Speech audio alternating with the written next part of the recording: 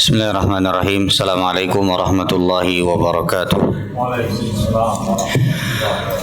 Alhamdulillahi rabbil alamin. Nahmaduhu wa nasta'inuhu wa nastaghfiruh wa natubu ilaihi wa na'udzu billahi min shururi anfusina wa min sayyiati a'malina. Man yahdihillahu fala mudilla lahu wa man yudlil fala hadiya lahu. Asyhadu an la ilaha illallah wahdahu la syarika lah wa asyhadu anna Muhammadan abduhu wa rasuluhu la nabiyya wa la rasula ba'dahu amma ba'd. Ma'asyiral muslimin dan muslimat rahimani wa rahimakumullah jami'an. Alhamdulillah, kita bersyukur kepada Allah Subhanahu wa taala atas semua limpahan karunia serta nikmat yang Allah berikan kepada kita semua. Kita memohon kepada Allah, semoga Allah memberikan kepada kita keikhlasan dalam setiap amal ibadah yang kita lakukan, dan semoga Allah Subhanahu wa taala menerima apa yang kita amalkan selama kita hidup di dunia, dan semoga Allah mewafatkan kita semua dalam keadaan husnul khatimah. Amin ya rabbal alamin. Ma'asyiral muslimin dan muslimat rahimani wa rahimakumullah jami'an. Kita akan kembali melanjutkan kajian kita, kajian kitab Al-Fiqh Al-Muyassar, dan pada kesempatan malam hari ini kita akan masuk ke dalam bab pembahasan tentang salat-salat sunnah, yang insyaallah malam hari ini kita akan masuk ke dalam diantara bagian salat-salat sunnah rawatib. Ya, kita akan membahas beberapa hal terkait dengan salat-salat sunnah rawatib, dan kita telah sebutkan pada pertemuan yang telah lalu faidah atau hikmah kenapa disyariatkannya kita untuk melakukan salat-salat sunnah. Ada beberapa hal yang telah kita sebutkan serta pembagian terkait dengan salat sunnah. Ya, kita sudah sebutkan pembagian-pembagian serta jenis-jenis salat sunnah. Ya, dan insyaallah malam hari ini kita akan membahas tentang salat sunnah rawatib, juga beberapa rawatib yang insyaallah memiliki hukum khusus seperti salat sunnah fajar atau salat sunnah qabliyah subuh. Baik, di sini penulis menyebutkan as-sunanu ar-rawatib, salat-salat sunnah rawatib. Wa hiya allati takunu daimatan mustamirratan tabi'atan lil faraid. Salat sunnah rawatib itu adalah yang mengikuti salat-salat fardu. Wa hadhihi sunan minha ma yakunu qabla shalah, dan salat sunnah rawatib itu ada yang sebelum salat, wa minha ma yakunu ba'daha, dan di antara salat sunnah rawatib ada juga yang setelah selesai salat.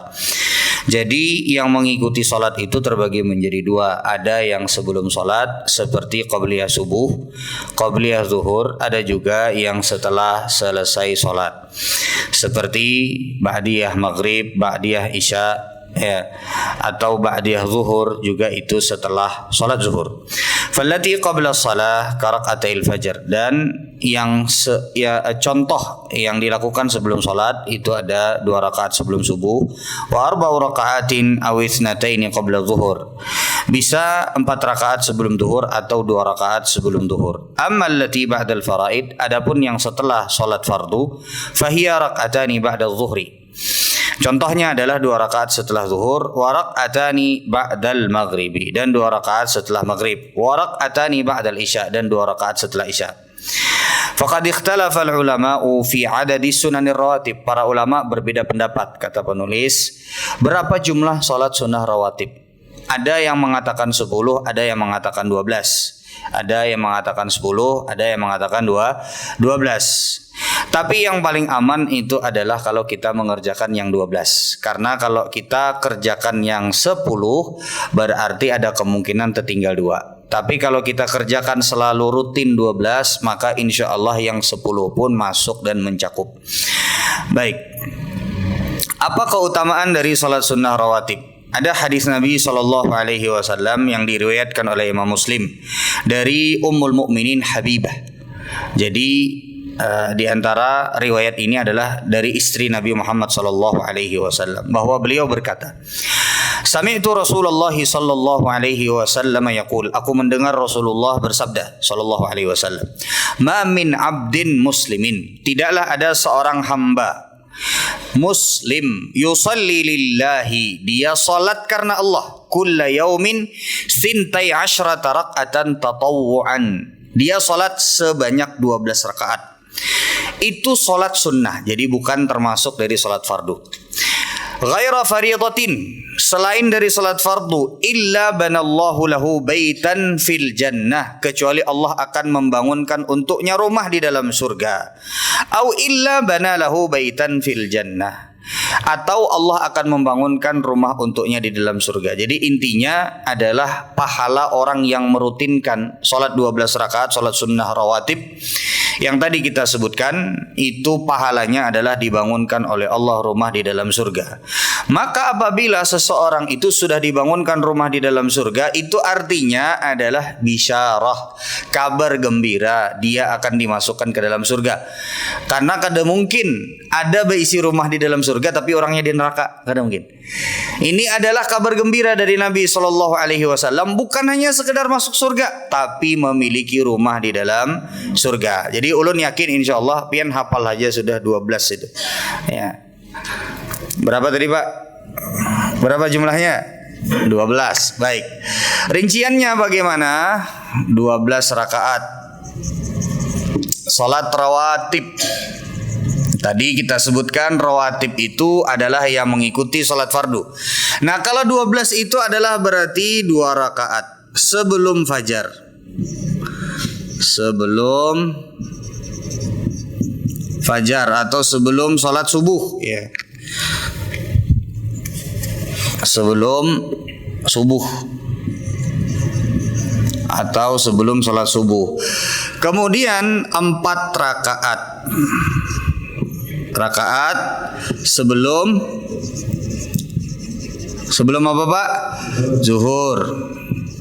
Baik.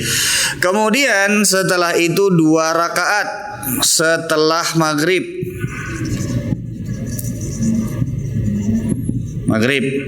Lalu kemudian 2 rakaat setelah Isya. Nah, di sini ada 2 rakaat setelah zuhur. Nah, ini zuhur. Jadi jumlahnya berapa Pak? 2 tambah 4 berapa Pak?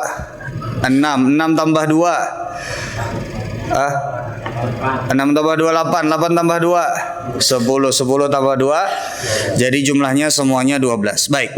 Ada salat-salat yang mengikuti salat tapi dia tidak termasuk ke dalam salat fardu. Sebagai contoh 2 rakaat atau 4 rakaat sebelum salat asar. Dia tidak termasuk ke dalam salat rawatib, ya, tidak termasuk dalam salat rawatib. Itu menunjukkan kepada kita bahwasanya salat tersebut tidak bisa dirutinkan atau tidak bisa serutin daripada salat yang 12 ini. Jadi berarti harus ada selang-selingnya pada saat pian terbiasa mengerjakan 4 rakaat sebelum salat asar.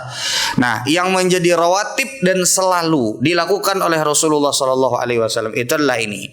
Bukan berarti nggak boleh. Nah, sebelum maghrib boleh nggak? Boleh aja. Qabliyah maghrib atau sebelum maghrib, karena ada hadisnya dari Nabi SAW, "Shalli qabla al-maghribi." Kata Rasulullah, salatlah engkau 2 rakaat sebelum salat maghrib. Ya, sebelum salat maghrib. Tapi salat tersebut adalah salat yang tidak masuk ke dalam salat rawatib. Sehingga dari sini kita bisa mengetahui bahwa yang dirutinkan itu adalah apa?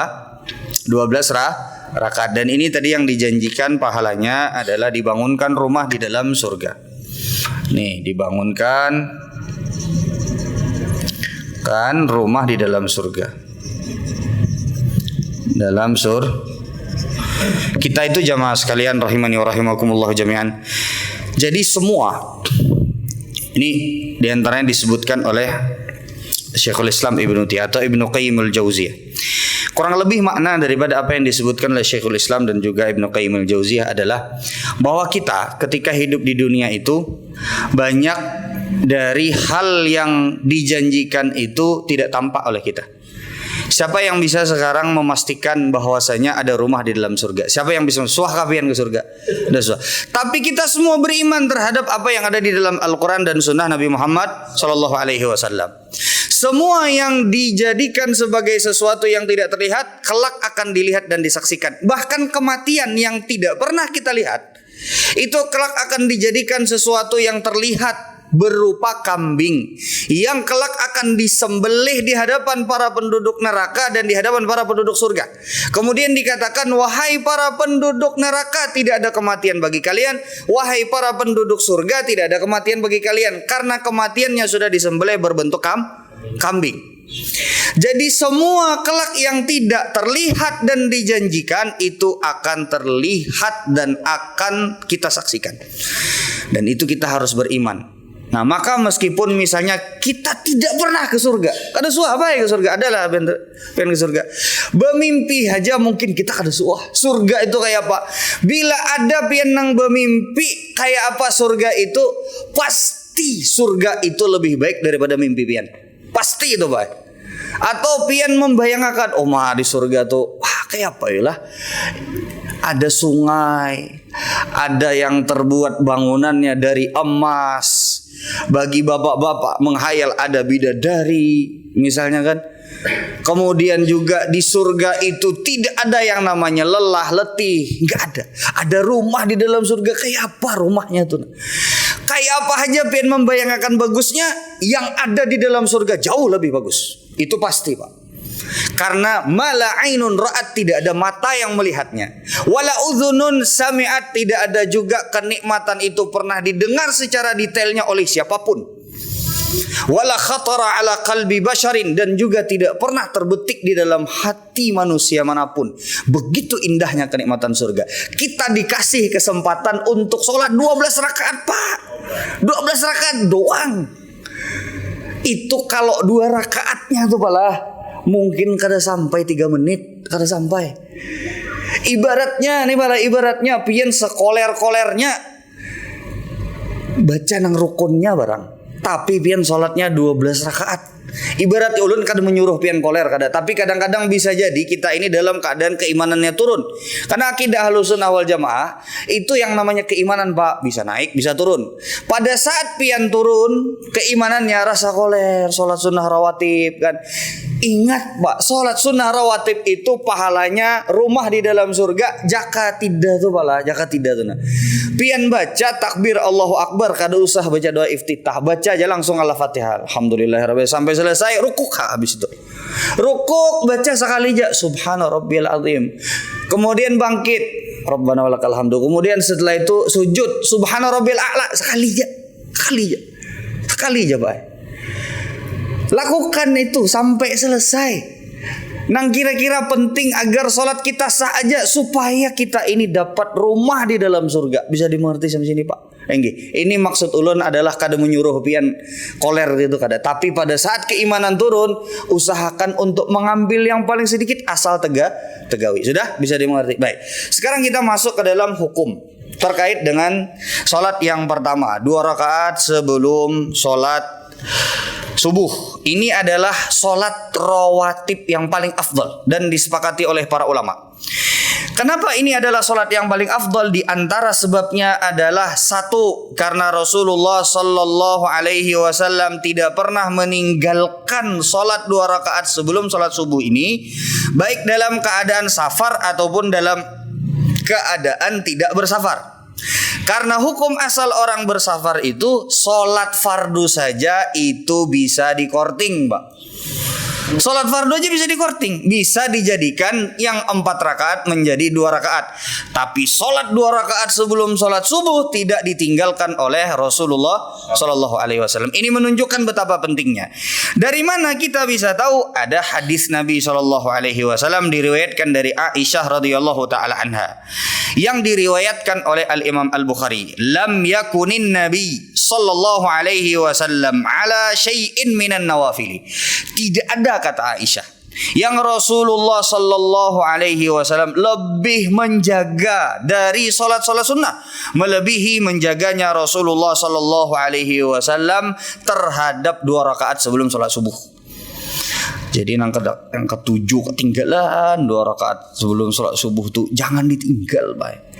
Sayang benar, Pak. Tapi bukan berarti 2 rakaat sebelum sholat subuh ini lebih utama daripada sholat fardu, kada. Ya. Ustaz, berarti kalau 2 rakaat sholat fardu dikorting, dipangkas, dikosor, lalu kemudian kita mengerjakan 2 rakaat sebelum sholat subuh. Apakah itu artinya lebih afdal dari sholat fardu? Tidak. Tapi menunjukkan betapa pentingnya sholat ini. Sama halnya ketika Rasulullah Shallallahu Alaihi Wasallam mengatakan kepada para sahabat Nabi.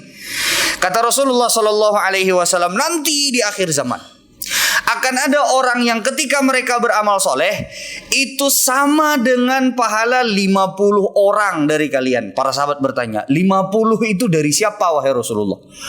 Maksudnya itu 50 kali lipat itu apakah dari orang yang ada di zaman itu, ataukah 50 lipat kali itu dari kami para sahabat Nabi? Apa kata Rasulullah? Bal minkum, 50 kali lipat dari kalian. Di akhir zaman itu ngalih baik beramal soleh.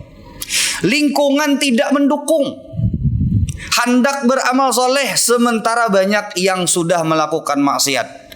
Tidak sedikit orang yang beramal soleh hendak menegakkan sunnah dihina, dicaci, dimusuhi, sehingga susah seperti seseorang yang berpegang pada bara api.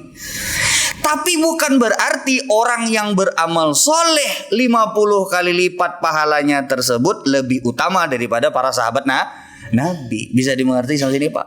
Jadi terkadang Rasulullah Shallallahu Alaihi Wasallam memberikan gambaran pahala itu tidak berarti dia lebih utama dari sesuatu yang diberikan percontohannya. Bisa dimengerti sampai sini Pak? Jadi kalau misalnya 50 orang ya dari sahabat Nabi, pahalanya karena saking susahnya, saking sulitnya. Ya saking susah dari sisi beramal solehnya. Karena kalau di zaman Nabi Muhammad Shallallahu Alaihi Wasallam itu beramal soleh lingkungannya sangat mendukung sekali.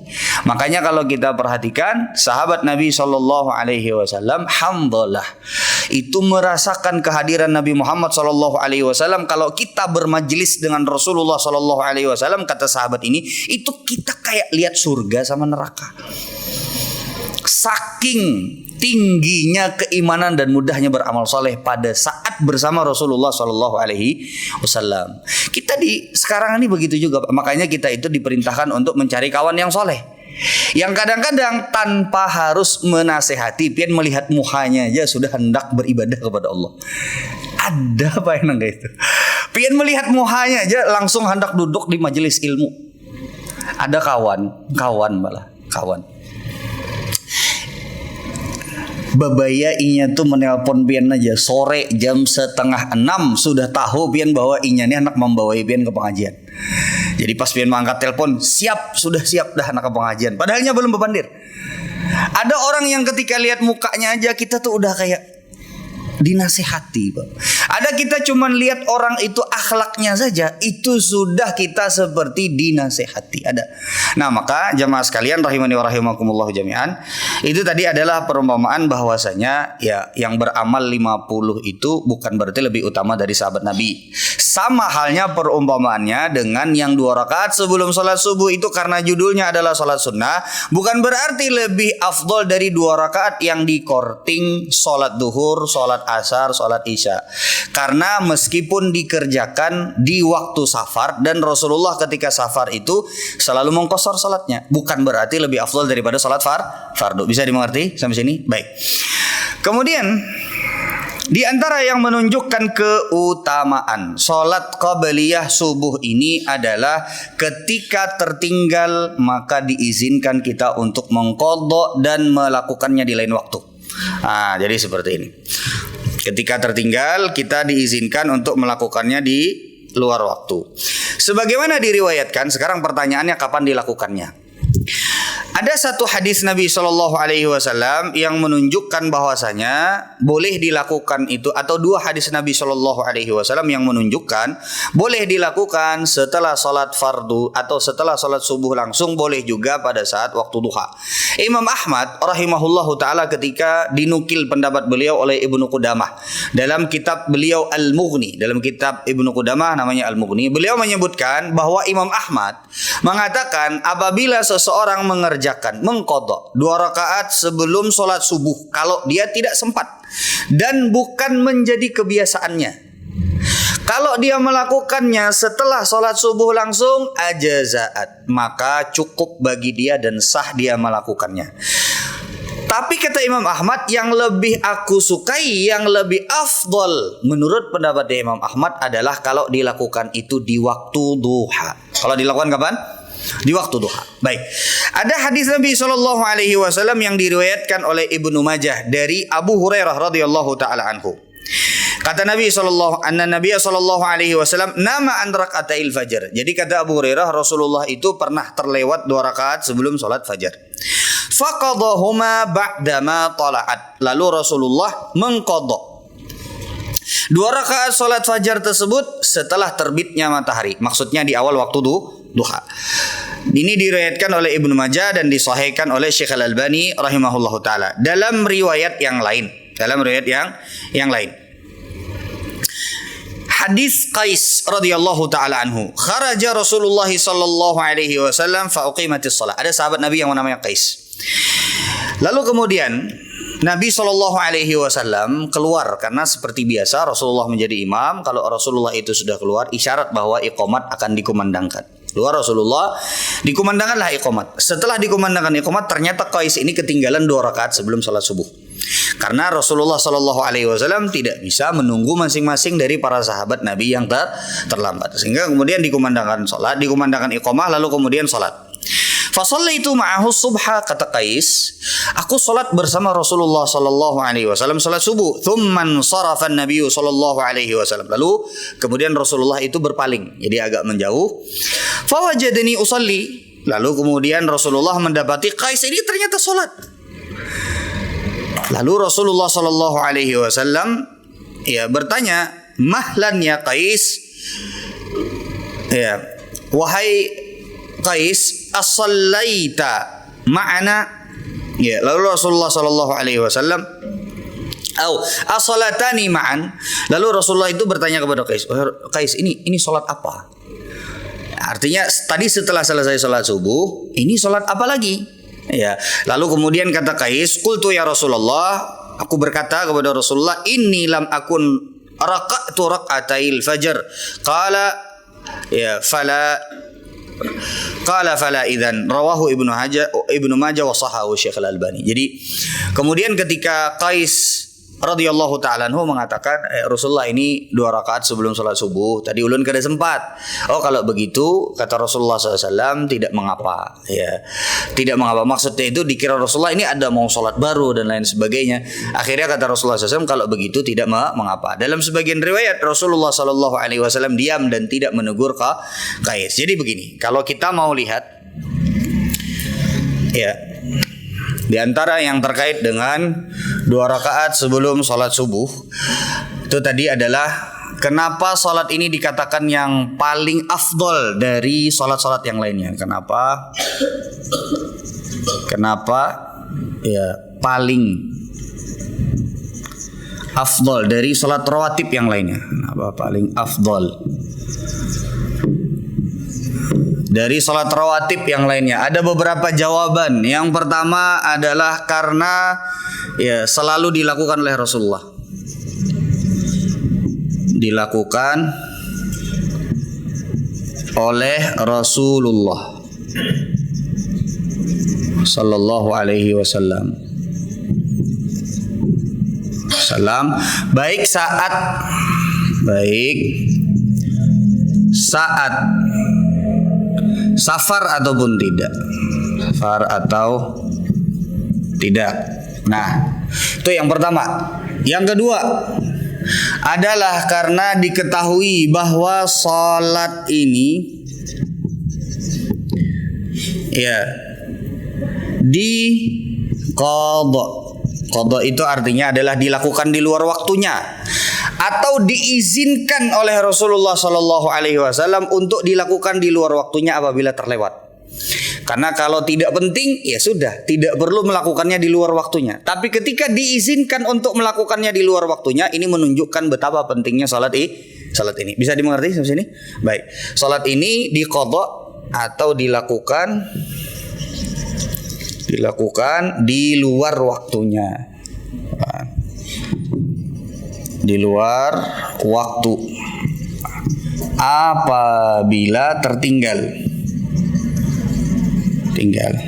Nah, Sekarang pertanyaannya, kapan melakukannya? Kan seperti itu. Oke. Bila tertinggal, kapan melakukannya? Dilakukan. Berdasarkan hadis yang tadi kita bacakan, ada dua posisi. Satu adalah boleh dilakukan setelah sholat subuh langsung, sebagaimana Rasulullah bertanya kepada sahabat Nabi Qais tadi. Boleh setelah sholat subuh langsung, boleh.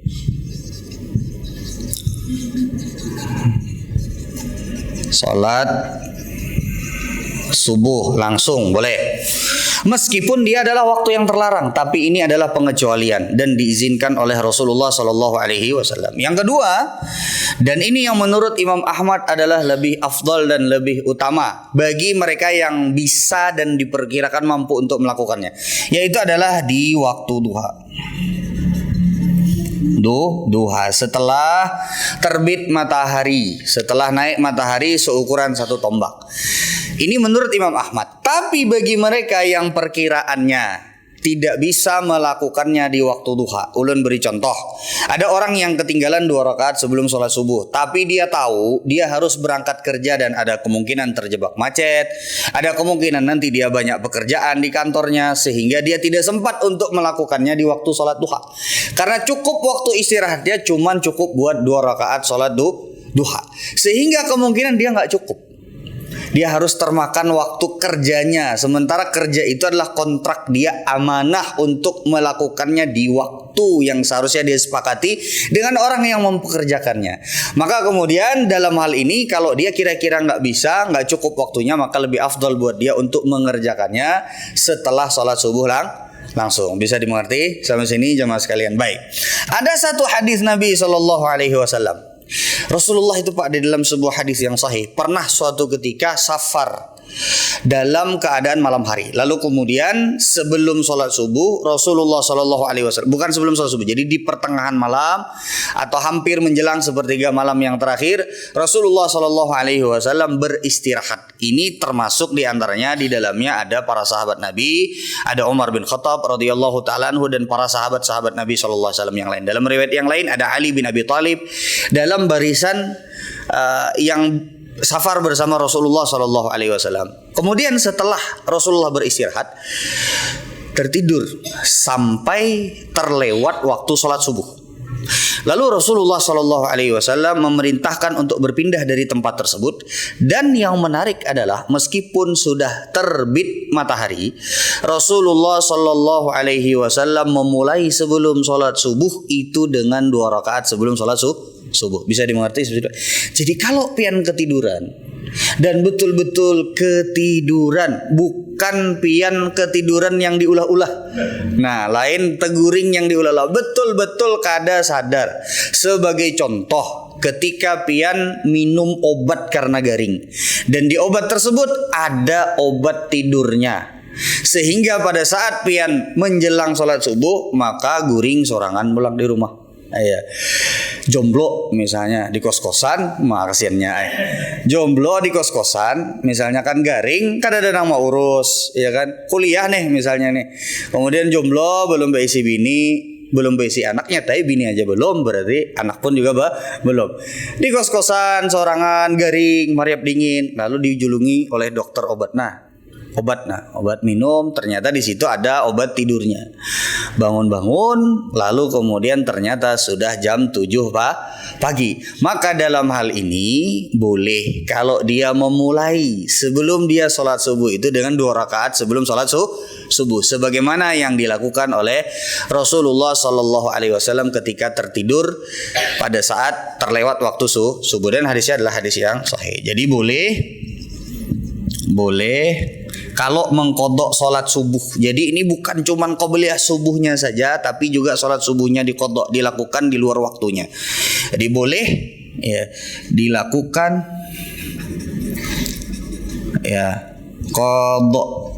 kodok itu artinya dilakukan di luar waktunya, bersama sholat subuh. Nah, bersama sholat subuh atau sebelum sholat subuh, sebagaimana posisinya dia. Nah, ini sebagaimana dicontohkan oleh Rasulullah Shallallahu Alaihi Wasallam. Sudah, jamaah sekalian? Baik. Yang pertama tadi, ya, selalu dilakukan oleh Rasulullah Shallallahu Alaihi Wasallam baik saat safar ataupun tidak. Yang kedua adalah salat ini diqadha, dilakukan di luar waktu apabila tertinggal. Kemudian jemaah sekalian rahimani wa rahimakumullah, yang ketiga di antara yang menunjukkan kenapa sampai salat ini yang paling afdal, ini adalah satu-satunya salat sunnah rawatib yang langsung disebutkan ya keutamaannya, dan dia sendiri berbeda dari sholat sunnah rawatib yang lainnya, bahkan berbeda dari sholat-sholat sunnah yang lainnya, yaitu disebutkan lebih baik daripada dunia dan seisinya. Ini juga menunjukkan betapa afdolnya sholat subuhnya.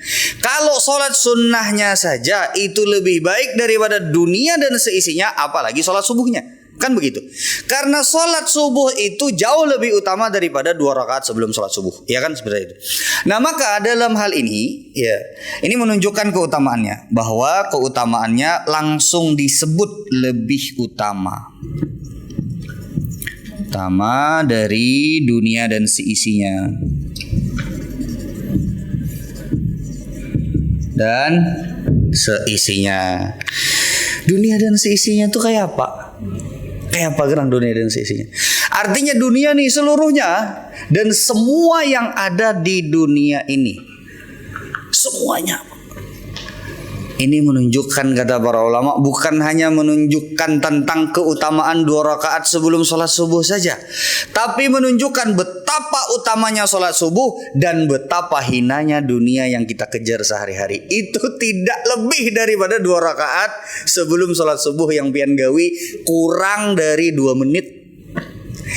Karena sunnah Rasulullah memang memperpendek untuk 2 rakaat sebelum sholat subuh. Bisa dimengerti sampai sini, Pak? Nang kita uyuh tapalo sampai pusing-pusing, ada nang sampai garing-garing beimpus memikirkan dunia, itu tidak lebih baik daripada 2 rakaat sebelum sholat subuh.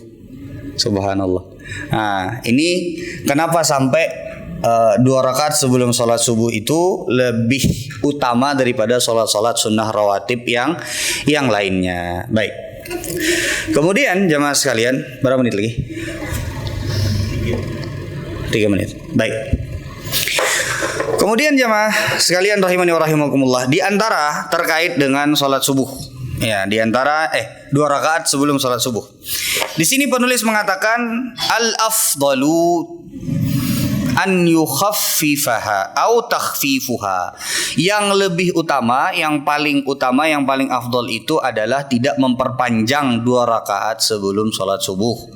Jadi justru yang lebih afdol itu adalah sesuai dengan sunnah Rasulullah Sallallahu Alaihi Wasallam, tidak diperpanjang salatnya. Cukup qul ya ayyuhal kafirun di rakaat yang pertama, dan di rakaat yang kedua adalah qul huwallahu ahad, surat Al-Ikhlas. Baik. Dari Aisyah radhiyallahu taala anha. Ini di riwayat Al-Imam Al-Bukhari. Kana Nabi sallallahu alaihi wasallam yukhaffifu ar-rak'ataini allataini qabla salati subhi.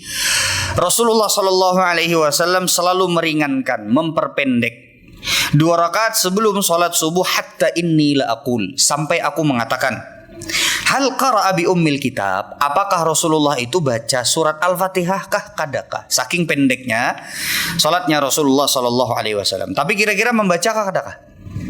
Kira-kira membaca kah kadakah? Jelas membaca, Pak. Tapi ini adalah ungkapan dari Aisyah, karena sholat ini berbeda dari sholat-sholat sunnah Rasulullah yang lainnya.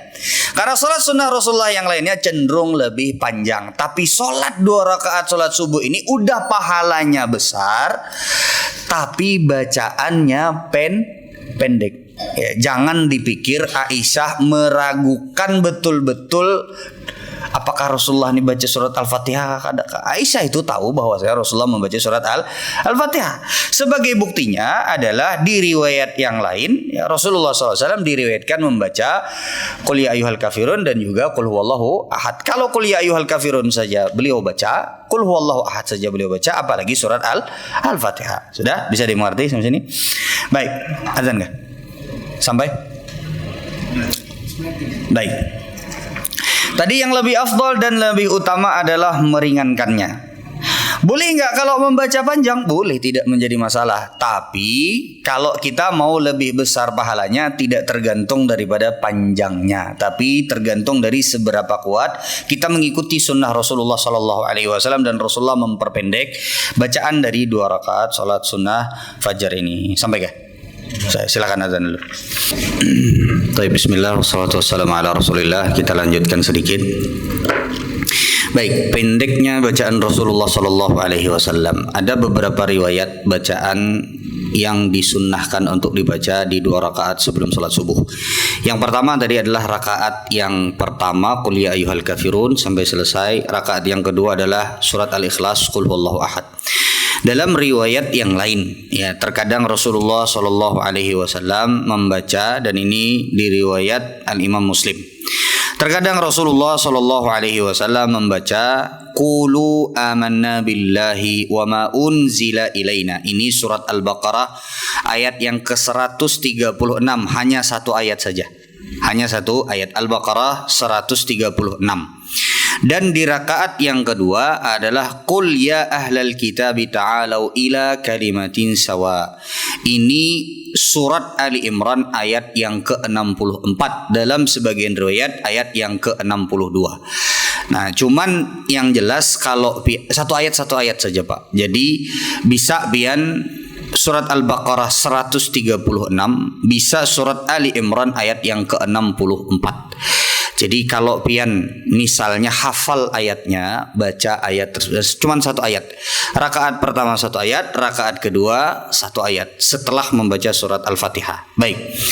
Kemudian yang berikutnya di antara yang terkait dengan salat sunnah fajar atau 2 rakaat sebelum salat subuh adalah bagaimana cara melakukannya apabila kita datang ke masjid. Bagaimana cara kita melakukannya apabila kita datang ke masjid. Nah, kalau kita datang ke masjid, ini sebagaimana disebutkan oleh Syekh Ibnu Utsaimin rahimahullahu taala, ada beberapa pilihan, ya, ada beberapa pilihan. Yang pertama adalah pian datang ketika waktunya masih banyak, masih panjang. Ada sebagian masjid, sebagian mushola antara azan dengan iqamat salat subuh itu panjang, sampai 20 menit, sampai kadang-kadang ada yang setengah jam, ada. Ya, di sebagian masjid dan sebagian mushola. Ada juga yang pendek 10 menit aja, ada juga. Ada sebagian yang panjang. Kalau pian terkena mushola atau masjid yang panjang, maka apa yang pian lakukan? Yang pertama, masuk. Kalau menurut Syekh Ibnu Utsaimin boleh kalau waktunya panjang, pian sholat 2 rakaat tahiyatul masjid terlebih dahulu, boleh. Lalu kemudian pian sholat 2 rakaat sebelum sholat subuh. Ini boleh, kata Syekh Utsaimin rahimahullahu ta'ala. Ya. Bagaimana kalau seandainya waktunya mepet, maka pian masuk dengan niat 2 rakaat sebelum subuh, dan ini disepakati oleh para ulama. 2 rakaat sebelum sholat subuh. Syekh bin Baz punya pandangan yang lain. Kalau Syekh bin Baz rahimahullahu ta'ala, beliau berpendapat bahwa kalau kita masuk meskipun waktunya masih panjang, yang paling afdol adalah menggabungkan antara 2 rakaat sebelum sholat subuh dengan tahiyatul masjid. Karena kalau antum datang 2 rakaat sebelum sholat subuh itu sudah mencakup 2 rakaat tahiyatul masjid. Ini kata Syekh bin Baz lebih afdol ketimbang antum 2 rakaat sholat sholat sunat tahiyatul masjid dan 2 rakaat lagi sholat qabliyah subuh. Wallahu ta'ala alam. Kalau antum misalnya memang mau sebenarnya kalau mau selamat, kalau mau afdol, kalau rumah pian parak, 2 rakaat sebelum sholat subuhnya dilakukan di rumah. Pas datang tinggal sholat tahiyatul masjid. Bisa dimengerti sama sini Pak? Amun rumah pian di seberang sini aja, atau di kompleks seberang sini, dan di masjid sini misalnya antara azan dengan iqamat sholat subuhnya panjang, ya gunakan ya kesempatan untuk kita bisa mentatbik atau mempraktekkan sunnah Rasulullah SAW yang paling afdol sholat sunnah itu adalah di mana? Di rumah. Bisa dimengerti sampai sini? Baik. Kemudian jamaah sekalian rahimani wa rahimakumullah jami'an, terkait dengan masalah qabliyah subuh ya.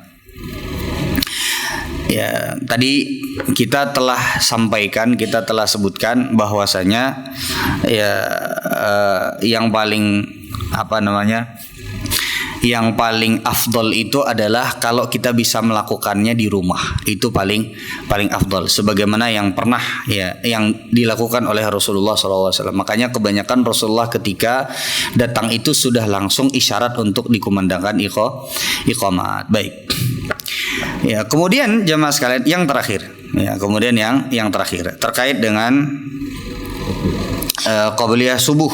Ya, terkait dengan qabliyah subuh. Ada hadis Nabi Shallallahu Alaihi Wasallam yang menyatakan bahwasanya apabila kalian sudah sholat 2 rakaat sebelum sholat subuh, maka hendaklah kalian falyattaji. Yattaji itu artinya adalah berbaring. Ya. Ini para ulama silang pendapat, khilaf di kalangan para ulama, karena ada beberapa riwayat. Ada sebagian riwayat yang menunjukkan ternyata Rasulullah itu berbaringnya setelah sholat malam, setelah witir sebelum sholat subuh. Berbaring ya berarti sebelum adzan subuh. Sebagian riwayat lagi menunjukkan bahwasanya Rasulullah itu berbaring itu setelah 2 rakaat setelah selesai salat subuh. Nah, Abdullah bin Umar radhiyallahu taala anhu memahami, begitu pula Umar bin Khattab radhiyallahu taala anhu memahami bahwasanya yang dilakukan oleh Rasulullah sallallahu alaihi wasallam itu bisa kedua-duanya. Tergantung daripada keadaannya. Kalau pian pina uyuh, ya kan? Kalau pian pina uyuh habis qiyamul lail, bolehkah pian berbaring setelah selesai subuh? Boleh. Tapi berbaringnya bukan di masjid dan bukan di musholla. Tapi berbaringnya di mana? Di rumah. Kalau pian masih ada waktu. Tapi kalau di masjid, bayangkan aja pian amun sama masjidan orang barabahan. Iya kan? Bayangkan saja. Nah, makanya diriwayatkan Abdullah bin Umar radhiyallahu taala, Umar bin Khattab radhiyallahu taala anhu menegur mereka yang berbaring ya setelah selesai sholat subuh. Belum lagi kalau seandainya sebagian orang apabila berbaring itu dalam sebagian riwayat falyattaji' ala shiqqihil aiman, maka hendaklah dia berbaring di bagian yang sebelah kanan. Ini yang disampukakan kalau bahasa kita, atau dikenakan ke bagian lantai atau ke bagian tempat kita tidur. Jadi belum lagi sebagian orang yang kalau seandainya teguring itu bisa bablas, Pak. Ada sebagian orang yang kalau ketiduran itu dia tidurnya susah untuk dibangunkan. Ada sebagian seperti itu. Nah, jadi bisa jadi ini akan justru membuat dia terlewat dari sholat subuh. Jadi intinya adalah tergantung daripada keperluan kita. Kalau kita perlu beristirahat agar supaya sholat subuhnya itu misalnya sigar, maka dipersilahkan, tapi jangan di masjid. Nah, wallahu ta'ala alam, ini yang bisa ulun sampaikan pada kesempatan malam hari ini. Ya, ada pertanyaan? Baik, sepertinya tidak ada pertanyaan. Kita cukupkan sampai di sini. Kita tutup dan doa kafaratul majelis. Subhanakallahumma wa bihamdika asyhadu an la ilaha illa anta astaghfiruka wa atubu ilaik. Assalamualaikum warahmatullahi wabarakatuh.